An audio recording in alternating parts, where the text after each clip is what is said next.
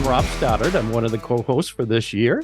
And my role at Covenant Eyes, I work with the church throughout the week. But fortunately, I am joined by my wonderful co-host, Karen Potter. Karen, want to say hello? Hey, how's it going, Rob? And I don't know about wonderful, but I'm here and it is an amazing day. And today is going to be an amazing show because we have one of our favorite guests who is a guest author in our Victory app. He does a lot of amazing work. And Eddie, I just can't believe you are back with us. It's been a couple of years. I think we had you on the Pastors Roundtable a few years back, and I don't know where time has gone, but you are back. And I would love for you to introduce yourself to our guests. Yeah, Karen, you're right. It has been a long time, but I am glad to be back, and it's good to see you, Rob. For those folks who don't know me, I am a licensed professional counselor in both the states of North Carolina and Georgia, and I'm certified in the area of sex and porn addiction. The author of 4 books. Number 5 will be out in a couple more weeks, where we've taken our Going Deeper series. And for those of you who may not know me, I'm kind of the inner child guy. I really believe it's a lot about what our childhood pain points is what drives us today to still be struggling with our addictive behaviors. And the reason being, because we develop these coping strategies that drive us. So anyway, so I'm just excited to be here with you folks and looking forward to share and catch up. Well, wonderful. We're excited to have you today, Eddie. Yeah, let me start with, you have contributed a couple of different articles this last year to our Victory app. And for our listeners, if you don't know what our Victory app, it is a free app that we just have a wealth of resources for men, for women, couples, families, allies. Excellent stuff, peer-reviewed, to really help people who are struggling with this or just really want to be more informed. And Eddie has graciously contributed a couple of things. So we'll touch on both of them a little bit. I want to start, though, with the hidden triggers in your inner child. That's off of a larger book that you wrote. Is that correct? Correct. That's off of Going Deeper, How the Inner Child Impacts Your Sexual Addiction. And that's why the book that's coming out is Going Deeper for Women. Yeah, and because, again, the original book was written just for men. And what I've done is I have co-authored with 2 women who treat women who are dealing with porn and sex and love addiction. And so therefore we've come up with a resource for them. Oh, that is incredible to hear. Thank you so much for doing that. There's a lack of resources for women out there, so that's fantastic. There really is. So let's start with that inner child. Can you unpack that a little bit for our listeners? Really, what does that mean, our inner child? Can you explain that? Rob, it goes back to what I was saying before, that, I'm a big believer that the trauma, the neglect that we dealt with when we were kids never really leave us. In fact, Gabor Mate, who's a very well-known psychologist and author of his latest book is called The Myth of Normal. He had a definition for trauma, which I think is just absolutely amazing. He says trauma is not the event or the event that we suffered. Trauma is what we make those events to be within ourselves. And that's what happens. As a child, we're dealing with a lot, and they don't have to be major traumas, and they don't have to be major neglect. And most of it is emotionally based. Okay, that's what most of these problems are. We don't have the caregivers who are teaching us how to be real emotional beings. More importantly, we're not being taught, what do I do with my emotional pain and discomfort? And because I can't figure that out, what do I do? As a child, I don't have a lot of resources. I don't have a lot of worldly experiences. I think more emotionally than I do cognitively. And I come up with one very brilliant coping strategy. I won't think about it. And how do you do that? You learn to distract yourself. Too much food, too much sugar, too much fantasy, whatever it may be. And then as we get older, we take that same coping strategy into our teen years or adult years. We just change out the behaviors. So what my the model is designed to do is to help people identify what are those traumatic events. And that's why I've developed them in the form of 12 inner children. Each inner child has a particular pain point, which I've come to believe are the most common 12 that we suffer as people. And therefore, I'm a big believer in the idea that if I know why, if I can answer the why question, why do I think, feel, and act the way I do, that I can pretty much resolve almost any issue in my life. And that's what this whole model does. I think that's really incredible. As I was kind of going through the course itself, it's a preview of your book, where your book will actually take, everyone through this at a much deeper level. But I think it's interesting because each of these 9 inner children, as you call them, I mean, they're just, the bored child, the inferior or the weak child, the spiteful child. I mean, there's all these different types. And I feel like each one of us probably can identify with one or more of these different things to kind of get to the root. 4 or 6. Are you? Probably Oh my goodness. 4 to 6. And actually, Karen, there are 3 new kids. Just launched last week the second edition of Going Deeper. Oh, so wow. Now we've increased the family. Nice. With 3 new children. We have the spiritually wounded, the unwanted, and the enmeshed. How I missed the enmeshed at the very beginning, I'll never know. And I apologize to everybody for that. But now we have 12 kids. Oh my gosh, that's amazing. Well, and I think this is important for each of us because when you go through this course and then when you go into the follow-up book, the new book that you just released, I think we can really start to see some of our unhealthy behaviors tied to these things. And you can start to have those aha moments of, this is why I do and act the way that I do, because this is at the root of that. So you talk about, once we identify, our inner child that we're, dealing with, then we can solve for it. So talk to me a little bit about what that looks like. So let's say maybe I was the inferior, weak child, and that's kind of the stigma that I carry with me, and that's, how I respond. How, knowing that, can I take steps forward as it relates to maybe addiction or pornography struggles? That's a great question. And then the way we go about moving from that standpoint, once we understand the child, and it's not even so much the kid that you pick, it's the core emotional triggers that impact that child. So therefore, that child, the weak, inferior child, feeling the sense that, I don't measure up. Okay, I'm inferior. I am. I don't belong. I don't fit in. So what happens is we identify those, and what the client wants to do is be very alert, because mindfulness is a big part of this whole model. I want to be very alert to the negative event that happened in my life. And then what I'm going to do is sit there and when it happens and say, does this match up with one of my core emotional triggers? And if it does, then your inner child has been activated. Okay, so why is it important to know that? Well, let's say this event bothers you, and on a scale of 0 to 10, your anxiety level is a 2 or a 3. Well, your kid, again, this is all subconscious, your kid's looking at this event and saying, we felt this pain before. We've been through this. And he reaches or she reaches into their storage unit and they pull out other things that are very similar. And now that anxiety level, which was like a 2 or 3 or 4, now gradually continues to increase up to a 7 or an 8, maybe a 9, maybe off the scale. And what did I say before? We don't do well. We don't sit with emotional discomfort. What am I going to do with this? And maybe it's a restlessness, maybe it's maybe there's an anger, maybe there's a frustration, maybe there's a sense of self-pity, whatever it may be. I don't sit with it. I need to get rid of it. So I go back to my original coping strategy.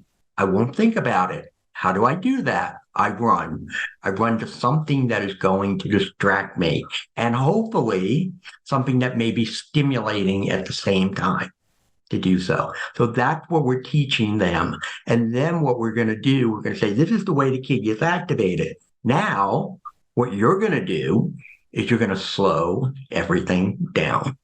Dr. Capparucci's number one rule to everything: slow everything down. So I can sit and I can think for a moment, what is this child feeling about this event? What are my emotions? What are my thoughts? Okay. I'm going to sit there. I'm going to go through them. Maybe I'm going to write them all down. Take a moment. And then after I compile them, I'm going to take it and I'm going to turn it over to rational thinking. What is real? And when we start to do that, we can start to throw out the emotions that aren't relevant, the emotions that just don't fit into the narrative. They belong in the past. They don't belong here today. And so now I'm making this event smaller, and I'm making it to a point that I can handle it. And then the final step is do the right thing. So what I feel, I'm learning how to sit with emotional pain. What is real? I'm now using wise mind. I'm not relying on my adolescent thinking anymore. And I now make the right decision versus running away. Wow, that that is such helpful background, because I think we look at this issue of pornography and struggle just such on a surface level, just symptoms and what I'm doing, what the act is, why I'm acting out, but we never get deeper on why and how, what led to that. And so this is fascinating work. I think the book will do it so much more justice than the small article, but it really, even what you have in the Victory app, really gets people understanding this issue and why they need to look a little deeper. So Rob, go ahead, Eddie. Yeah, what you're bringing up there's two things I love about my job. One, I get to see God at work every day. Okay, that's number one. But two, to watch people as they evolve, as they transform, as they start to, again, as I tell them, I had a new client, just recently, and I was like, you know what we're going to do? We're going on a journey of self-reflection. That's what our journey is. You came in here thinking, oh, we're going on a journey of how do I get rid of my pornography and my other behaviors. No, that's not what we're going on. We're going on a journey of self-reflection so you can understand why I think, feel, and do what I do, because that's going to empower you to be able to make real changes in your life. And especially when we bring God into the equation and make him the centerpiece of all of what we're doing. Amen. That's such a key. It really is good stuff. That's good stuff. It is. Eddie, it's kind of funny because I was recently speaking with our CEO, and we were just talking about, some of the challenges that people who are struggling with pornography addiction really are facing. And we got on this topic of there is this beautiful space in between the trigger and the action where we stop and we think. And you're kind of talking about that. You're getting people to acknowledge, like, I'm feeling something, I need to pause and let rational thought kick in. And we believe that space, that's where Covenant Eyes really is most powerful, is that we want to provide that space for people to pause before you get yourself into that place you don't want to go. Stop and think, acknowledge what you're feeling, and make a good rational next step. And so we act as the guardrail to kind of help facilitate that. And so as you were talking, I was thinking back to that conversation and thinking, wow, that is so powerful, because so much of our impulsive behaviors actually get us into situations that we don't necessarily want to be in. So this is a beautiful model. I mean, it goes totally against our nature. Yes. To stop and think. And that's why one of the things we really need to stress more when we're talking about helping people to deal with any type of addiction is learning to manage their anxiety. We have to manage although I've always thought, you know what, I'm not an anxious person. I am a very anxious person. I've come to understand that only in the last maybe 5 years.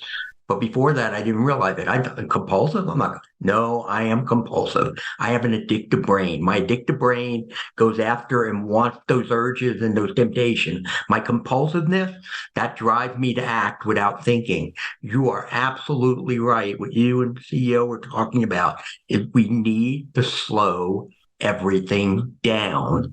And that's what I get men to, and now we're getting women to do, to be able to practice that. How do you practice that? You meditate. You spend time, quiet time, a lot of reflection. Okay, that you want to learn to be still. Oh my gosh, be still. That's crazy. I don't know how to be still, but that's what we have to teach people to do, because actually sitting still increases their anxiety until they get used to it. Because you're right, we need that gap. That's all we need. We just need a gap in order to be able to put a little bit of doubt in, oh, you know what? Is that the right thing to do? But I want them asking, why do I want to do that? That's what I'm getting them to do. Why do I want to do this? And then hopefully they can process through that and then be like, you know what? It's not worth it. It's not worth it. Yeah, absolutely. Well, a word you said in there, anxious, anxiety, that's a great segue to the other resource that we have in Victory from You called A Barrier to Recovery, Fear. So can you talk just real quickly? We've got about 10 minutes, I think, left, but we can ask a few questions about this. But, why is it important to really understand that fear and anxiety when we're talking about, struggles with pornography or addiction? Well, if you look at it, okay, first and foremost, and again, I may be out of my mind, but I believe fear is the underlying factor in almost every disorder that you can think of. Okay, it is about fear. And so therefore, we need to learn to manage, not conquer. Okay, we're not going to conquer our fears. We're not going to eradicate our fears. We're not going to eliminate, but we learn to manage them, to learn to understand they're not going to kill me. Again, we're going back to sitting with that emotional pain. But let's go back to the idea of anxiety, all right? Most people who deal with addiction, they grew up in environments that, again, there was some sort of neglect, some sort of trauma, which they weren't able to resolve. They weren't able to deal with in a successful way. And so therefore, they always had this anxiety. Many of them have learned how to suppress that anxiety, like me, not anxious, no, crazy, but it's there. And therefore it still comes out in many other ways. Come out as anger, come out as withdrawing, come out as overeating, go back into your addictions, right? So, but anxiety, once it starts to increase, what that does then, it leads to an increase in compulsiveness, okay? When our compulsiveness increases, that's going to lead to an increase in the risk of making bad decision or poor decision. So what's the solution to this equation? To fix it, go to the root, the anxiety, and work on being able to reduce that, or when it starts to increase, be able to effectively manage it so that I can bring it back to a level of homeostasis, because that's where we need to be. And that's where we should be trying to live our lives 90% of the time. But when it does start to get out of whack, what's going to happen is what we're going to do is we're going to increase the likelihood that we're going to engage in looking at pornography, or we may have a relapse. So therefore, again, and if you look at it, what are we really talking about here? We're talking about self-care. It's all about self-care. And once again, that's not something that somebody who has an addictive brain is thinking about. Right. Right. Wow. There's so much to unpack here. We're going to have you back for a second half of the session because, you're talking about anxiety and this fear and, technology fosters that anxiety. I mean, we're seeing that in young people where anxiety levels are through the roof. And so there's a whole set of issues I'd love to unpack with you. I think we're going to have you back and just dive into that topic and how we have a new generation of people that are struggling deeply with anxiety, and how really what you're teaching here about understanding our inner child and those wounds is super important in overcoming those challenges that we're facing. So we'll definitely have you back because I think we need to dive into that. We only have a few minutes left in today's episode, but I want to make sure that we are able to connect our listeners to you and to your resources. And then also, how do they get their hands on this amazing book that they need to order ASAP? Because it sounds like a great tool. Thank you. All my books are available exclusively through Amazon. So they can go there, type in Capparucci, and they'll come up. You'll see those there. Also, if they want to reach out to me personally, I'm not accepting new clients right now, but I have trained a litany of clinicians, coaches, therapists with the inner child model. So I have a whole bunch of people I can refer to. So they can reach out to me at edcappa, EDCAPPA @gmail.com. And I'll be happy to help them, happy to listen to what their story is. Again, God put me in this place. He gave me this role. This is a ministry. And I just love to help people, even if I'm not working with you as a client, even though technically we're not supposed to be doing that, but to be able to help guide them along and say, let me show you a pathway of how I think you can get to healing. Oh, that's amazing. We're going to put all the links to get to the Amazon store, to get the resources in our show links.